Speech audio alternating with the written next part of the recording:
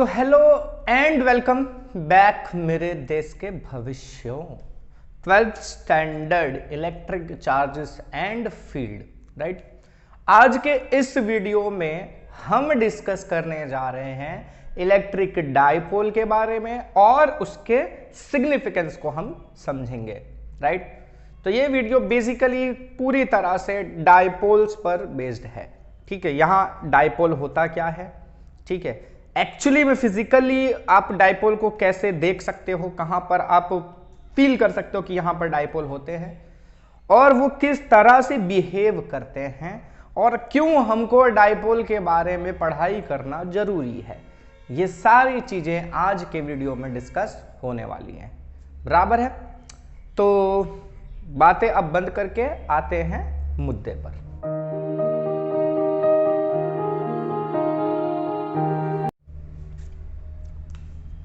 तो बच्चों, सबसे पहली बात कि इलेक्ट्रिक डाइपोल होता क्या है, ठीक है। तो इलेक्ट्रिक डाइपोल क्या होता है वो हम लिखते हैं। Two equal and opposite charges, two equal and opposite charges separated by a certain distance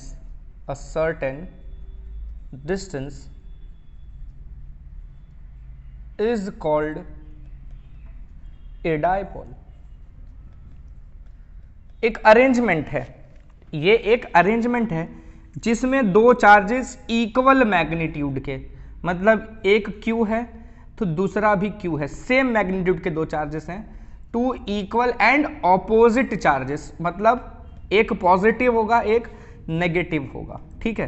तो अगर मैं इसको पॉजिटिव लेता हूं और इसको मैं नेगेटिव लूंगा, बराबर है। Separated by a certain distance, दोनों के बीच में कुछ तो डिस्टेंस होना चाहिए।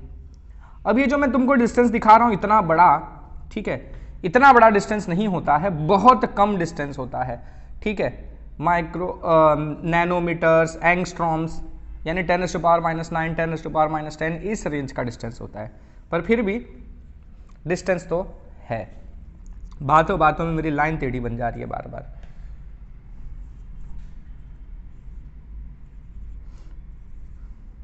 कभी कभी कॉन्फिडेंस से काम करना चाहिए, डर डर के करने से लाइन टेढ़ी मेढ़ी बनती है। ओके, तो plus Q charge minus Q charge right, और इनके बीच में कुछ सेपरेशन है। इस अरेंजमेंट को हम कहेंगे डाइपोल। क्या है ये? डाइपोल।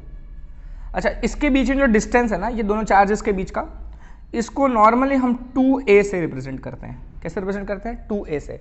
आप यहां d भी लिख सकते हो। देखो कुछ कुछ बुक्स में ऐसा होगा ना, ये प्लस q और माइनस q के बीच में जो डिस्टेंस है उसको d से रिप्रेजेंट किया जाएगा, ठीक है। कहीं पर खाली a भी लिखा रहेगा, बराबर है। लेकिन हमारी जो टेक्स्ट बुक है NCERT की, ठीक है, उस समय 2a लेके किया हुआ है और ज्यादातर जगहों पर 2a से ही काम चलता है, तो हम 2a वाला ही करेंगे। क्लियर है? दो इक्वल चार्जेस हैं, ठीक है, उनके बीच में कुछ सेपरेशन है, कुछ डिस्टेंस है दोनों के बीच में, राइट। इस अरेंजमेंट को हम कहते हैं इलेक्ट्रिक डाइपोल, ठीक है। इलेक्ट्रिक डाइपोल क्योंकि ये चार्जेस से बना हुआ डाइपोल है, ठीक है, इलेक्ट्रिक डाइपोल है ये ध्यान रखना। अच्छा, डाइपोल कि चलो ये तो पढ़ लिया कि हमने डाइपोल होता क्या है, ठीक है। अब जैसे कि हर फिजिकल क्वांटिटी का कुछ तो वैल्यू होता है, राइट। जैसे कि फोर्स है, आपको इतना पता है कि फोर्स क्या होता है? अ काइंड ऑफ पुश और pull is called force, right. फिर हम फोर्स की वैल्यू भी कैलकुलेट करते हैं, फोर्स का डायरेक्शन भी देखते हैं, राइट। तो वैसे ही डाइपोल के लिए भी कुछ एक ऐसा फिजिकल वैल्यू तो होगा, ठीक है, कि डाइपोल का कुछ वैल्यू है, मैग्नीट्यूड है बता दो, या फिर अगर ये वेक्टर क्वांटिटी है तो इसका डायरेक्शन बता दो, राइट। तो इस तरह की एक क्वांटिटी होती है जिसे हम कहते हैं डाइपोल मोमेंट। क्या कहते हैं? Dipole moment. अच्छा, डाइपोल मोमेंट की वैल्यू आप कैसे निकालोगे? डाइपोल की प्रॉपर्टी है डाइपोल मोमेंट, ठीक है। वो डाइपोल मोमेंट आप फाइंड कैसे करोगे? तो दोनों जो चार्जेस हैं, मैग्नीट्यूड कितना है चार्ज का? Q, राइट, है ना। भले प्लस और माइनस से तो पता चलता है कि पोलैरिटी क्या है, एक पॉजिटिव है एक नेगेटिव, राइट, पर चार्ज की वैल्यू तो Q है ना। अच्छा, तो दोनों चार्जेस की वैल्यू Q है, दोनों को जोड़ना नहीं है, ठीक है, दोनों का एक ही चार्ज का वैल्यू ले लेना है, कितना है, Q है, मल्टीप्लाइड बाय दोनों के बीच में जो डिस्टेंस है, कितना डिस्टेंस है दोनों के बीच का, 2a, राइट। ये वैल्यू है आपकी डाइपोल मोमेंट की, Q इंटू 2a आपको क्या देता है, डाइपोल मोमेंट देता है, बराबर है। अच्छा, तो यूनिट क्या होगी इसकी, यूनिट क्या होगी खुद बता दो डाइपोल मोमेंट की। एक तो चार्ज है और दूसरा क्या है, डिस्टेंस है ना। तो चार्ज की यूनिट क्या होती है, कुलम, और डिस्टेंस की यूनिट क्या होती है, मीटर, तो कुलम मीटर, ऐसा यूनिट डाइपोल मोमेंट की, ठीक है। अच्छा, it is a vector quantity, dipole moment एक वेक्टर क्वांटिटी है। अगर वेक्टर क्वांटिटी है, ठीक है, तो उसका अपना एक डायरेक्शन होगा, राइट। डाइपोल मोमेंट का अपना एक डायरेक्शन होगा क्योंकि एक वेक्टर क्वांटिटी है। अच्छा, तो वेक्टर क्वांटिटी है तो डायरेक्शन कैसे निकालेंगे हम इसका, तो इसका ना बाय कन्वेंशन, ठीक है, परंपरागत तरीके से, मतलब पहले से ही कन्वेंशन में चूज कर लिया गया है कि डाइपोल मोमेंट का जो डायरेक्शन होगा वो क्या होगा, नेगेटिव चार्ज से पॉजिटिव चार्ज की तरफ, ठीक है। आपका डाइपोल मोमेंट का डायरेक्शन ऐसा होगा, ठीक है, क्लियर है। डाइपोल मोमेंट वेक्टर क्वांटिटी है, its direction is from negative charge towards positive charge, ठीक है। ये सारी चीजें आपको ध्यान रखनी है, क्लियर है। तो ये डाइपोल था। डाइपोल क्या होता है, डाइपोल एक अरेंजमेंट है जिसमें दो इक्वल और अपोजिट चार्जेस कुछ डिस्टेंस से सेपरेटेड हैं, राइट।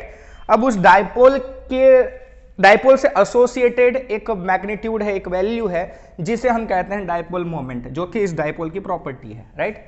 अच्छा, वो डाइपोल मोमेंट आप कैसे फाइंड कर सकते हो, किसी एक चार्ज को लोगे, चार्ज का मैग्नीट्यूड मल्टीप्लाइड बाय दोनों के बीच का जो डिस्टेंस है वो, राइट। इसका ऐसा यूनिट हो जाता है coulomb per metre. Dipole moment एक वेक्टर क्वांटिटी है, इसीलिए उसका डायरेक्शन भी इंपॉर्टेंट हो जाता है फाइंड करना। उसका डायरेक्शन क्या है डाइपोल मोमेंट का, नेगेटिव चार्ज से पॉजिटिव चार्ज की तरफ। ये हमेशा ध्यान रखना। देखो इलेक्ट्रिक फील्ड का डायरेक्शन, इलेक्ट्रिक फील्ड का डायरेक्शन क्या था आपका, इलेक्ट्रिक फील्ड का डायरेक्शन था पॉजिटिव से नेगेटिव की तरफ, ठीक है। डाइपोल मोमेंट का डायरेक्शन इलेक्ट्रिक फील्ड के उल्टा होता है, नेगेटिव से पॉजिटिव की तरफ। क्लियर है, याद रहेगा इतना, पक्का, ओके। तो ये तो बात हो गई डाइपोल मोमेंट की। अच्छा, अब इसको मैं मिटा देता हूं, अभी भी हम डाइपोल को ही डिस्कस करेंगे इस पूरे वीडियो में। दो चार्जेस थे, राइट, एक प्लस क्यू आपका और एक माइनस क्यू। अच्छा, तो बताओ टोटल चार्ज डाइपोल का कितना होगा, डाइपोल का टोटल चार्ज कितना होगा। एक प्लस क्यू है, एक माइनस क्यू है, दोनों को ऐड कर देंगे, टोटल कितना हो जाएगा, 0 हो जाएगा, है ना। तो टोटल यानी कि net charge of a dipole is 0, right. एक प्लस क्यू एक माइनस क्यू ऐड होंगे तो कैंसिल हो जाएंगे, मतलब दोनों का आंसर क्या आ जाएगा, 0 आ जाएगा। तो डाइपोल का जो नेट चार्ज होता है वो कितना होता है, 0 होता है। अच्छा, अब बात करते हैं इसकी वजह से बनने वाले इलेक्ट्रिक फील्ड की। अब तुम बोलोगे किसी एक डिस्टेंस पर, r डिस्टेंस पर, राइट, किसी एक r डिस्टेंस पर इलेक्ट्रिक फील्ड प्लस क्यू की वजह से क्या होता है, के q by, sorry Q plus में लिया है ना, स्मॉल क्यू, के क्यू बाई आर, है ना। और दूसरे माइनस क्यू वाले की वजह से क्या बनेगा, minus k q by are, यही होगा ना। क्या बोल रहे हो, सही है कि नहीं है। क्यू बाई, ये प्लस क्यू था तो के क्यू बाई आर, और माइनस क्यू कैसे, minus k q by r, charge minus में है ना ये वाला, इसलिए यहां माइनस लगा लिया। अच्छा, तो यहां पर नेट इलेक्ट्रिक फील्ड कितना हो जाएगा, 0 हो जाएगा, है ना, ई नेट 0 हो जाएगा उस हिसाब से। तो क्या बोलते हो, सही बोल रहा हूं मैं। इसकी वजह से प्लस वाले की वजह से समझा कि के क्यू बाई आर है, माइनस वाले की वजह से समझा minus k q by are है। तो किसी एक आर डिस्टेंस पर यहां से डाइपोल से, है ना, नेट इलेक्ट्रिक फील्ड 0 हो जाएगा। ऐसा नहीं होता, ठीक है। क्यों नहीं होता वो भी हम देखेंगे अभी, तो पहले वो एक पॉइंट लिखेंगे हम यहां पर, ठीक है। तो net electric field due to a dipole at any point near the dipole is not zero। ठीक है, जीरो नहीं होता, पर कहां पर? डाइपोल के आसपास। ठीक है, डाइपोल से बहुत दूर जाओगे ना, ठीक है, बहुत दूर जाओगे मतलब ये जो डिस्टेंस है इसके कंपैरेटिवली बहुत ज्यादा दूर हो आप। ठीक है, ये जो डिस्टेंस है 2a, ठीक है, 2a के कंपैरिजन में आपका डिस्टेंस बहुत ज्यादा है r, यानी कि r very very greater than 2a है, तो उस केस में तुम इलेक्ट्रिक फील्ड को जीरो ले सकते हो। बराबर है, वो देखते हैं अपन आगे। इसका अगला पॉइंट यहां पर लिख देता हूं, अच्छा ऊपर लिख देता हूं यहां पर, यहां तो मुझे और कुछ काम करना है भाई।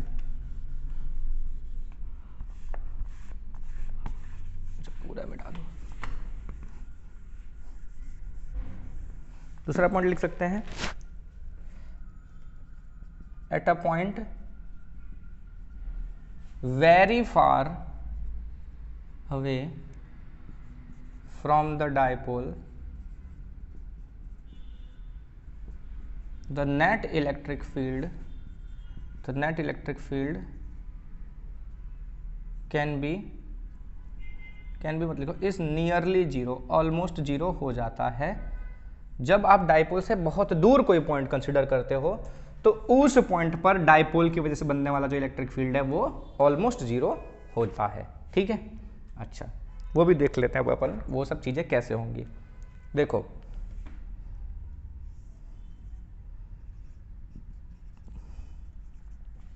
ये आपने एक पॉइंट ले लिया, राइट। अब देखो ये जो प्लस क्यू चार्ज है उस पर जो इलेक्ट्रिक फील्ड लगाएगा वो इस डायरेक्शन में लगाएगा, है ना, और माइनस क्यू जो इसके ऊपर इलेक्ट्रिक फील्ड लगाएगा वो इस डायरेक्शन में लगाएगा, है ना, समझ में आ रहा है ना। तो ये पॉजिटिव वाले का इलेक्ट्रिक फील्ड इस तरफ जाएगा, नेगेटिव वाले के लिए इलेक्ट्रिक फील्ड इस तरफ बनेगा। ये तो पता ना, नेगेटिव चार्ज की तरफ आता है इलेक्ट्रिक फील्ड, पॉजिटिव चार्ज से दूर जाता है इलेक्ट्रिक फील्ड, तो इन दोनों का एक रिजल्टेंट बनेगा इस तरफ, समझ में आया। तो वो नेट इलेक्ट्रिक फील्ड जीरो नहीं हुआ, समझ में आया। इसलिए मैंने बोला कि डाइपोल के पास में अगर कोई पॉइंट है तो इन दोनों की वजह से बनने वाला इलेक्ट्रिक फील्ड जीरो नहीं होगा। बराबर है, पक्का ध्यान रहेगा इतना। अच्छा, इस चीज को हम और डिटेल में डिस्कस करेंगे, हमको पूरा डेरिवेशन आने वाला है कि एक्सिस पर और इक्वेटर पर डाइपोल की वैल्यू, सॉरी इलेक्ट्रिक फील्ड की वैल्यू कितनी होती है इलेक्ट्रिक डाइपोल की वजह से, वो सारी चीजें हम डिस्कस करने वाले हैं आगे, टेंशन मत लो। तो फिलहाल अभी जो स्टेटमेंट्स लिखवा रहा हूँ, जो थियरी पोर्शन लिखवा रहा हूँ उसको दिमाग में रखो, ठीक है। ये 1 मार्क्स के लिए क्वेश्चंस आने के चांसेस ज़्यादातर, और 2 मार्क्स में पूछ सकते हैं कि डाइपोल के बारे में एक्सप्लेन करो, डाइपोल की प्रॉपर्टीज लिखो। अच्छा, तो ये तो सारी चीज़ें आपने डाइपोल के बारे में लिख ली, राइट। अब डाइपोल के बारे में हमको क्यों पढ़ना है, राइट, डाइपोल को हम क्यों पढ़ें। तो डाइपोल को पढ़ना क्यों जरूरी है, क्योंकि देखो फिजिकली क्या होता है ना, हम ऐसे बहुत सारे मॉलिक्यूल्स देखते हैं नेचर में जो कि पहले से ही जब वो बनते हैं तभी से वो एक डाइपोल होते हैं, या कुछ ऐसे मॉलिक्यूल्स होते हैं जो पहले से ही डाइपोल नहीं होते, ठीक है, वो डाइपोल नहीं होते, तो जब उनको इलेक्ट्रिक फील्ड में हम इंट्रोड्यूस करते हैं तो वो एक डाइपोल की तरह बिहेव करने लगते हैं। चलो देखते हैं कैसे। फॉर एग्जाम्पल कुछ मॉलिक्यूल्स हैं हमारे, जैसे कि CH4 है, CO2 है, ठीक है, इन सबको हम कहते हैं नॉन पोलर मॉलिक्यूल्स। क्या कहते हैं? Non polar molecules. Non polar molecules मतलब इनकी कोई पोलैरिटी नहीं है, नो नेट चार्ज। पोलैरिटी होने का मतलब कि मॉलिक्यूल्स तो हैं, फिर भी ना इलेक्ट्रॉन्स की शेयरिंग इस तरह से होती है कि किसी एक पर पॉजिटिव चार्ज बनता है, किसी एक पर नेगेटिव चार्ज बनता है, ठीक है, नेट चार्ज जीरो नहीं होता, ठीक है।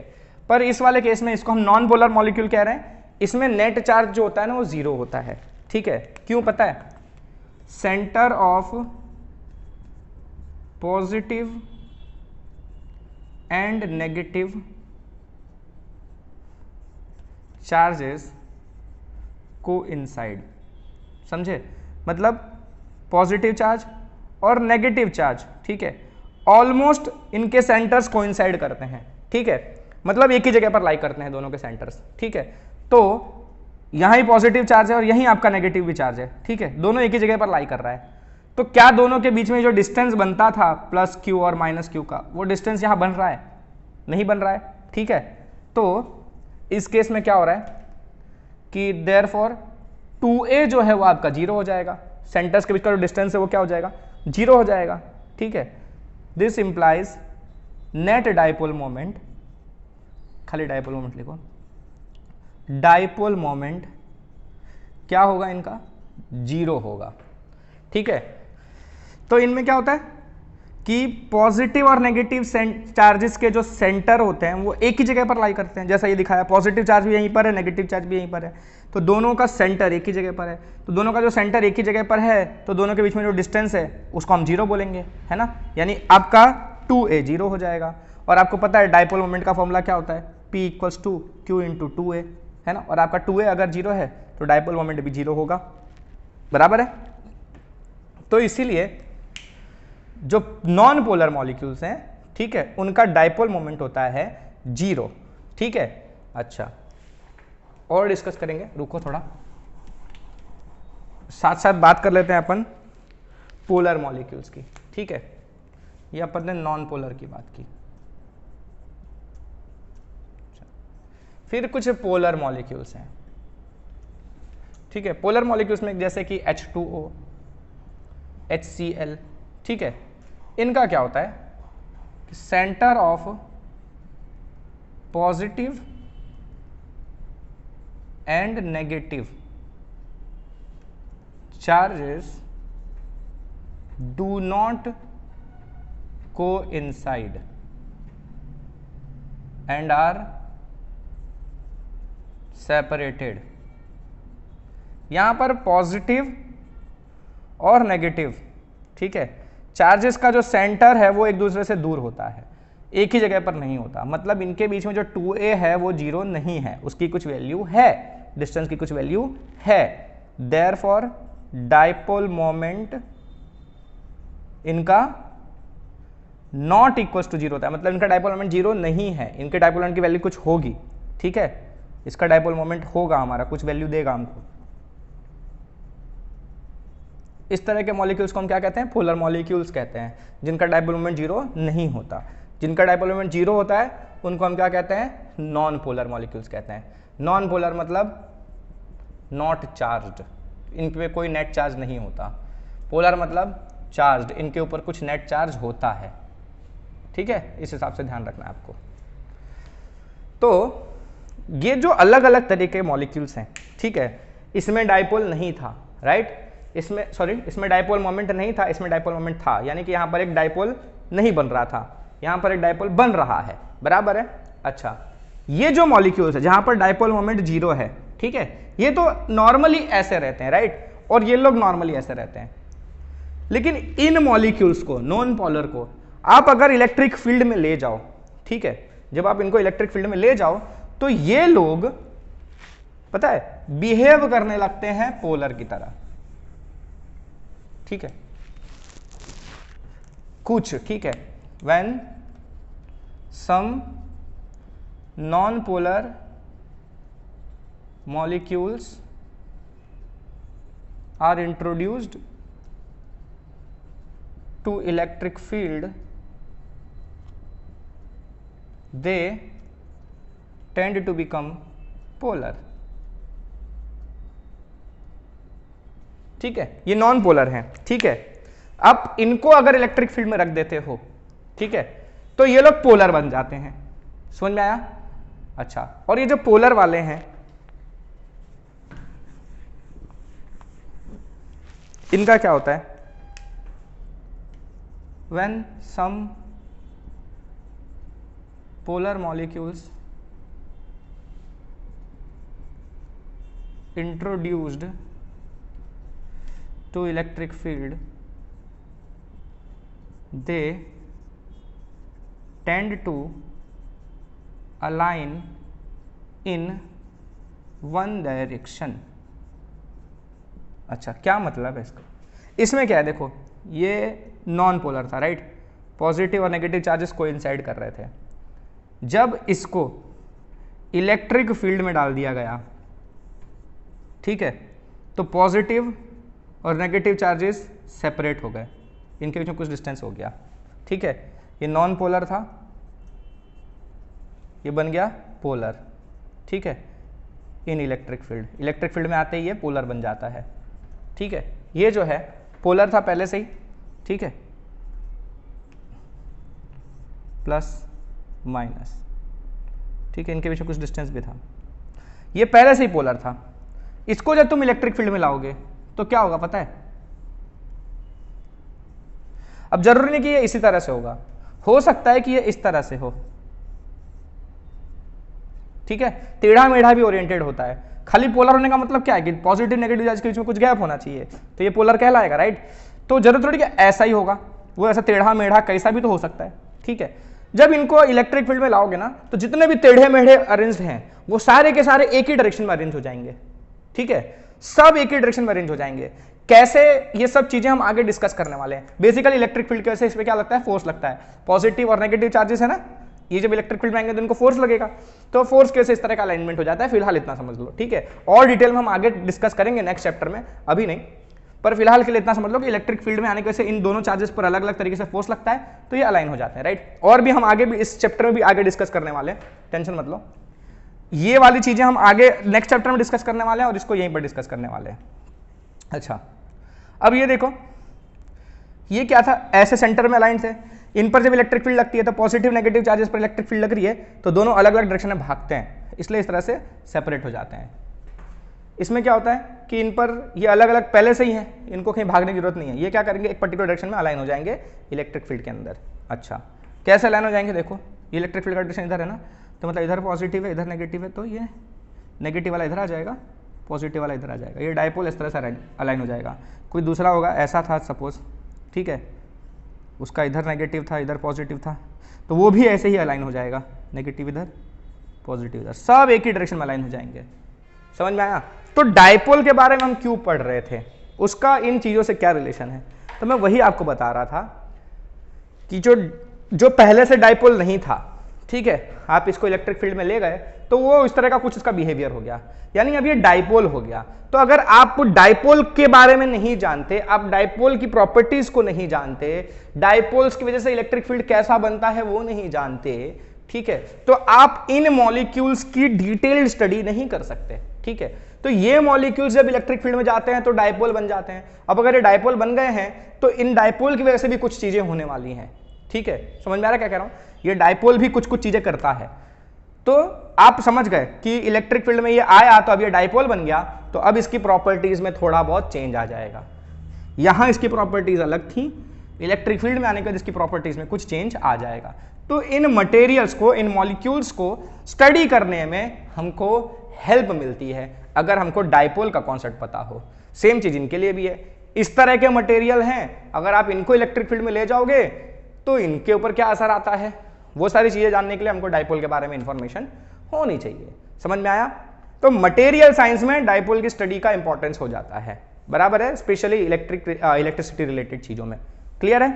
तो ये हमने सिग्निफिकेंस ऑफ डायपोल डिस्कस कर लिया। ये जो चीज हमने डिस्कस की, this is significance of dipole, ठीक है। और इसके पहले हमने डायपोल के बारे में पढ़ा और यही साथ साथ दोनों चीजें हमने कवर कर ली। तो मेरे ख्याल से आज का इतना टॉपिक समझ में आया होगा, इतना अपनी खोपड़ी में डाल दो, नोट्स बना के रखो और आज का आज इसको लर्न कर डालो, बराबर है। तो नेक्स्ट टॉपिक लेके मिलते हैं अगले वीडियो में, तब तक के लिए बाय कहूँगा और एक चीज़ कहूँगा, मन लगा के पढ़ते रहो। जय हिंद।